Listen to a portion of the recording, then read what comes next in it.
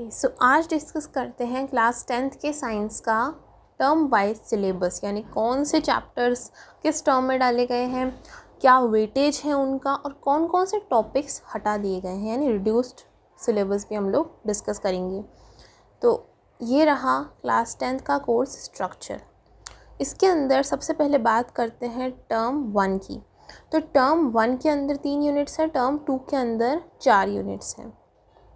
Okay, so unit number 1 जो है chemistry से रिलेटेड है, यूनिट नंबर 2 बायोलॉजी से रिलेटेड है और यूनिट नंबर 3 फिज़िक्स से रिलेटेड है। आई बात समझ में? सो सबसे पहले देखते हैं कि टर्म 1 के अंदर कौन कौन से चैप्टर्स हैं आपके और टर्म 2 के अंदर कौन कौन से चैप्टर्स हैं। तो चलिए आपकी एनसीईआरटी की जो बुक है वो निकाल लीजिए, उसका कंटेंट निकाल लीजिए, फर्स्ट पेज जहाँ पे सारे चैप्टर्स लिखे हुए हैं, और फटाफट से टिक करेंगे कि कौन सा चैप्टर किस टर्म में है। ओके, और इसमें से अब हम देखते हैं कौन सा चैप्टर टर्म 1 में है और कौन सा टर्म 2 के अंदर है। सो जो मैं येलो पेन से टिक करने वाली हूँ वो होंगे सारे टर्म 1 के चैप्टर्स। सबसे पहले देख रहे हैं टर्म 1 में कौन कौन से चैप्टर्स आ रहे हैं। सबसे पहले तो चैप्टर नंबर 1 आ रहा है, चैप्टर नंबर 2 और चैप्टर नंबर 3। केमिस्ट्री से स्टार्टिंग के 3 चैप्टर्स टर्म 1 के अंदर डाल दिए गए हैं। ठीक है, तो इनके आगे मैं लिख देती हूँ 1।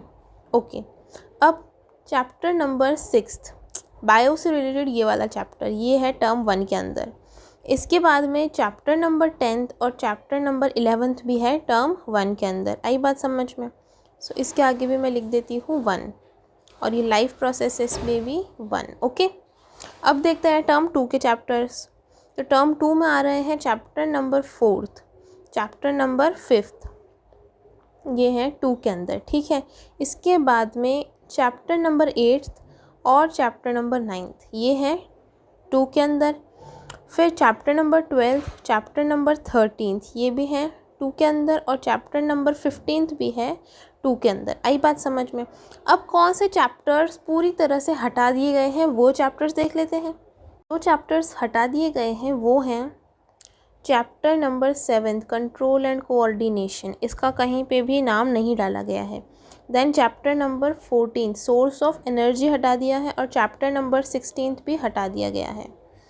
यानी कि टर्म नंबर 1 के अंदर है चैप्टर 1, 2, 3, 6 एंड 10 एंड 12। ओके, और टर्म नंबर 2 के अंदर है chapter number 4, 5, 8, 9, 12 and 13 and 15। Okay, अब देखते हैं कि किस चैप्टर का कितना वेटेज है, यानी कि कौन सा सेक्शन होने वाला है सबसे ज़्यादा नंबर का किस टर्म के अंदर। आई बात समझ? चलिए वो देखते हैं। तो देखिए टर्म 1 और टर्म 2 के अंदर कितने चैप्टर्स हैं ये हमने देख लिया। अब किस चैप्टर का कितना वेटेज है वो देख लेते हैं। सबसे पहले बात कर रहे हैं टर्म 1 की।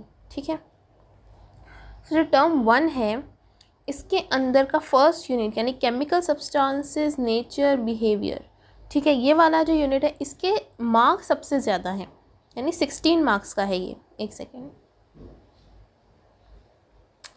ये 16 मार्क्स का है, यानी कि इस यूनिट की सबसे ज़्यादा हाई वेटेज है 16 मार्क्स का। लेकिन जो यूनिट नंबर 2 है देखो वर्ल्ड ऑफ लिविंग, तो जो अब यूनिट नंबर 2 है वर्ल्ड ऑफ लिविंग, ये यूनिट का सबसे ज़्यादा इम्पॉर्टेंट मानती हूँ मैं। क्यों? क्योंकि इसमें सिर्फ एक चैप्टर आ रहा है लाइफ प्रोसेसेस। कितने नंबर का? 10 नंबर का।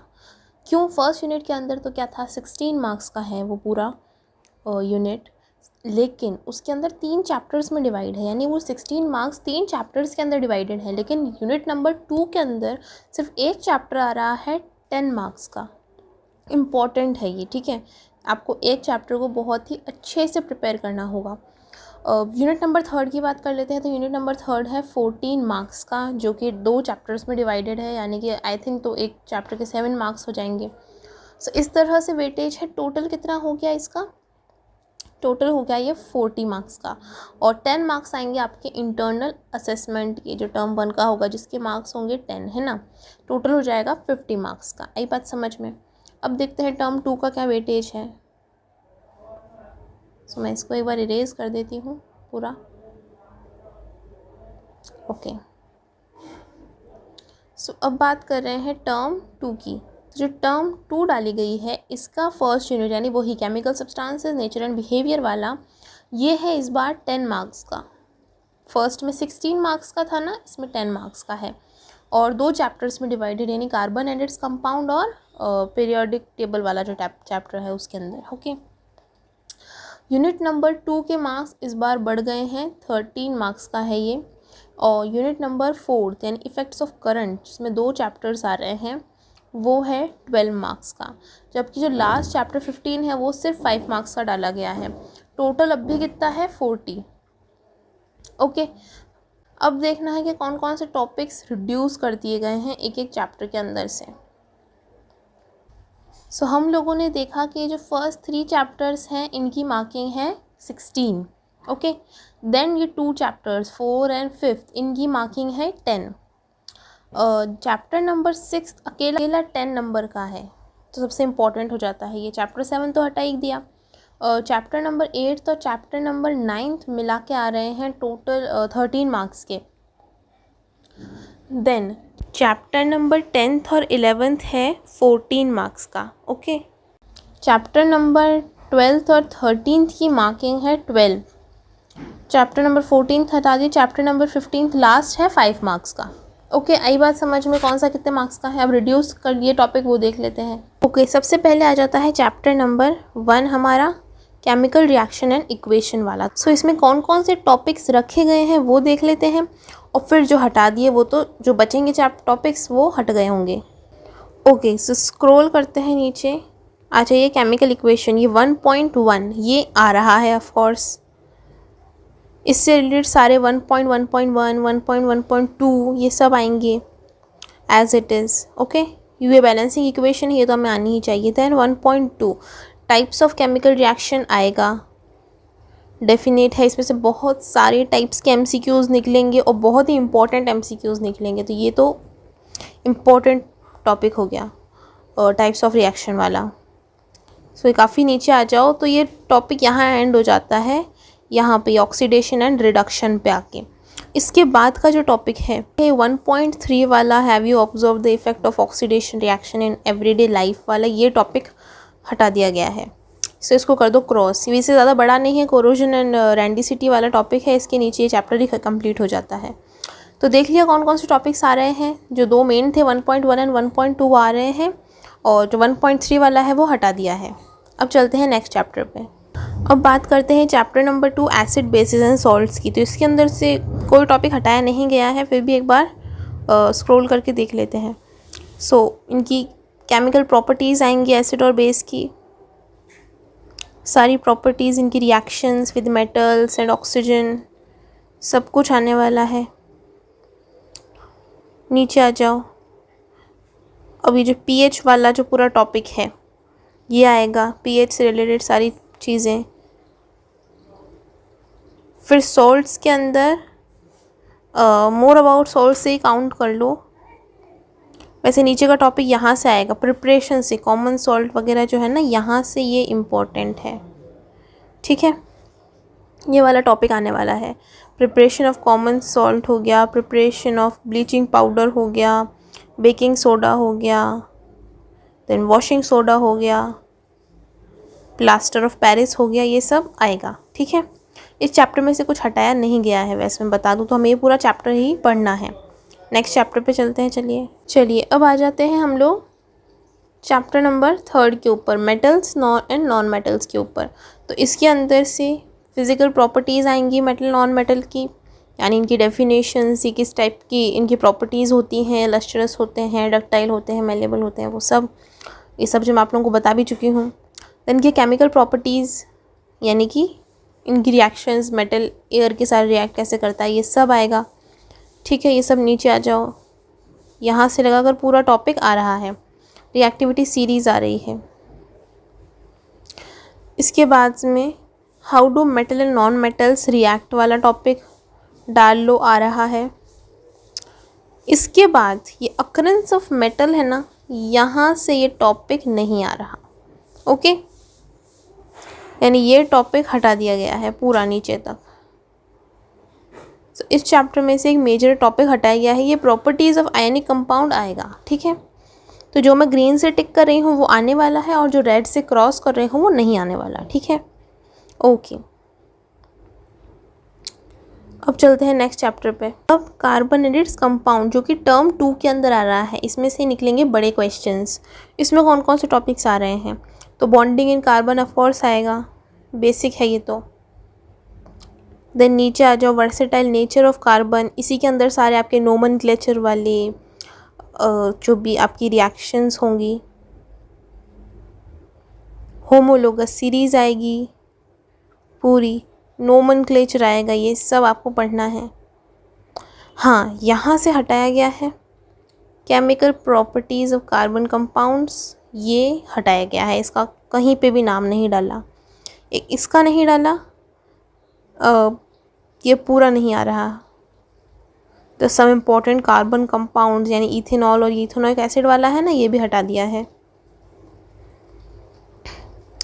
और बहुत ही बड़ा सोप एंड डिटर्जेंट पूरा टॉपिक हटा दिया गया है। ओके, इसके बाद से चैप्टर कंप्लीट हो जाता है। तो कौन कौन से टॉपिक्स आ रहे हैं? ऊपर ऊपर वाले सारे टॉपिक्स आ रहे हैं। अब चलते हैं नेक्स्ट चैप्टर पे। सो आ जाता है chapter number 5, periodic classification of elements. ठीक है, तो इसके अंदर कौन से टॉपिक्स आ रहे हैं? इसमें से कुछ हटाया ही नहीं गया है, पूरा चैप्टर आ रहा है। अटेम्प्ट्स वाला पूरा topic, Dobereiner triads, Newlands law of octaves वाला पूरा टॉपिक, मेंडेलीव की periodic table, and then last modern periodic table तक एज इट इज़ आ जाओ। बहुत छोटा चैप्टर है और बहुत ईजी चैप्टर है ये। Then position of elements, trends in the periodic table यानी एटॉमिक साइज वगैरह, वैलेंसी वगैरह सब पूछा जाएगा आपसे। एंड देन चैप्टर एंड्स, बहुत छोटा चैप्टर है तो इसमें से हटाए भी क्या, सब कुछ इम्पोर्टेंट है। बात की जाए चैप्टर नंबर 6 लाइफ प्रोसेसेस की, जो अकेला 10 नंबर का आ रहा है, पूरा चैप्टर आ रहा है ये, कुछ भी नहीं हटाया गया है, एक टॉपिक भी नहीं है जो हटाया गया है। पूरा न्यूट्रिशन आएगा, देन पूरा रेस्पिरेशन आएगा, इसके बाद में पूरा ट्रांसपोर्टेशन आएगा, even in plants and animals both, and then excretion भी आएगा। चैप्टर ही एंड हो जाता है। सो कुछ भी नहीं हटाया गया है और 10 मार्क्स का चैप्टर है, क्या हटाओगे? बहुत सारे क्वेश्चंस निकलेंगे और क्या निकलने वाले हैं? MCQs निकलने वाले हैं। बात की जाए चैप्टर नंबर 8 के, हाउ डू ऑर्गेनिजम्स रिप्रोड्यूस, ये चैप्टर भी पूरा आ रहा है, कोई टॉपिक इसमें से हटाया नहीं गया है, यानी कि नो रिडक्शन। आई बात समझ? अब बात करते हैं हेरिडिटी एंड इवोल्यूशन की। तो इसके अंदर स्टार्टिंग से accumulation of various during reproduction, then heredity का टॉपिक पूरा नीचे तक सारा टॉपिक आने वाला है कंटिन्यूसली। कहाँ ख़त्म कर दे रहे हैं टॉपिक को? इवोल्यूशन पे आके। इवोल्यूशन से नीचे के टॉपिक्स नहीं आ रहे हैं, ये सभी टॉपिक्स जो नीचे दिए हुए हैं, speciation, evolution and classification, evolution by stages, ये सब, ह्यूमन इवोल्यूशन, सब कुछ हटा दिया गया है। सिर्फ ऊपर का टॉपिक आ रहा है हेरिडिटी वाला। ओके, बात करें लाइट रिफ्लेक्शन एंड रिफ्रैक्शन की, कुछ नहीं हटाया है, पूरा टॉपिक, पूरा चैप्टर इतना इम्पोर्टेंट है, कुछ हटा भी नहीं सकते हैं। सो रिफ्लेक्शन ऑफ लाइट, सब कुछ आ रहा है। मैं टिक क्या ही करवाऊँ क्या नहीं करवाऊँ, सब आ रहा है, पूरा chapter as it is end तक। इतने इम्पोर्टेंट चैप्टर में से कुछ हटाना भी नाइंसाफ़ी हो जाएगी, समझना इम्पोर्टेंट है।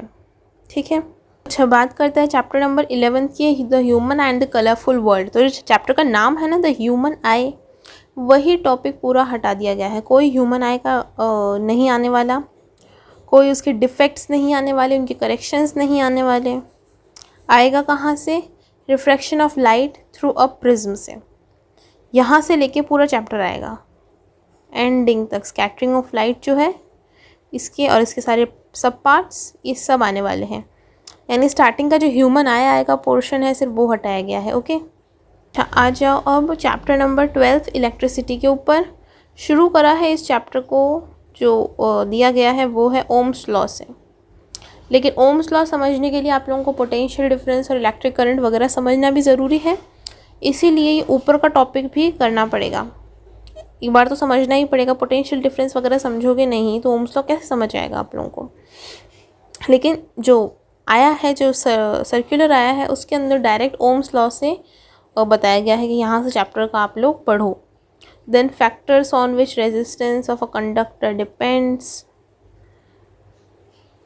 Resistance of a system of resistors, यानी सीरीज कॉम्बिनेशन, पैरेलल कॉम्बिनेशन का। ऑफ कोर्स ही बात है, न्यूमेरिकल्स बहुत निकलने वाले हैं इसमें से, ये तो है ही टॉपिक, पूरा टॉपिक आएगा। Heating effect of electric current आएगा, इलेक्ट्रिक पावर आएगा। दैट्स इट, चैप्टर एंड हो गया। सच कहूँ ना तो सीबीएसई ने कुछ भी इसमें से हटाया नहीं है। मानना इसने कहा ओम्स लॉ से है, लेकिन हटाया कुछ भी नहीं है, क्योंकि जो ऊपर जो सब है ना, पोटेंशियल डिफरेंस और इलेक्ट्रिक करंट, यही दो टॉपिक्स हैं। और ये दो टॉपिक्स ऑफकोर्स आपको टीचर ले दे के समझाएगा ओम्स लॉ समझाने के लिए। अच्छा, अब बात कर रहे थे chapter number 13 magnetic effects of electric current की। तो magnetic field and field lines आएगा। यहाँ से तो लगाते ही जाओ, सारे टॉपिक्स आने वाले हैं, इनको टिक कर लो पूरा।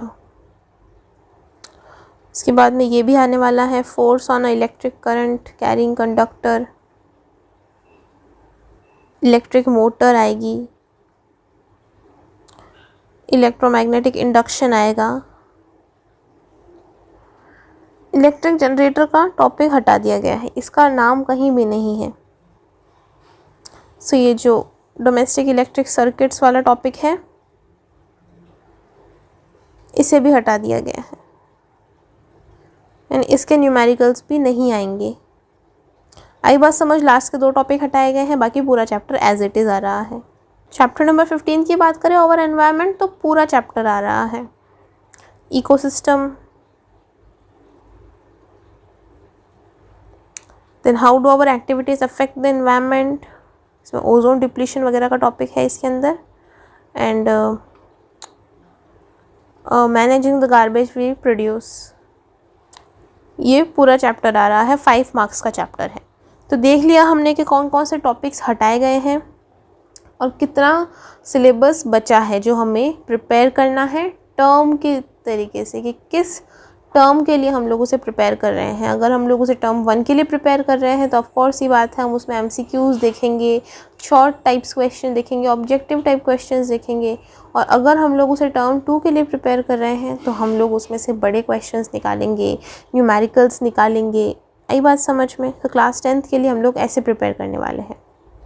सो वीडियो अच्छा लगा हो तो लाइक कीजिएगा, चैनल को सब्सक्राइब कीजिएगा। Thank you so much.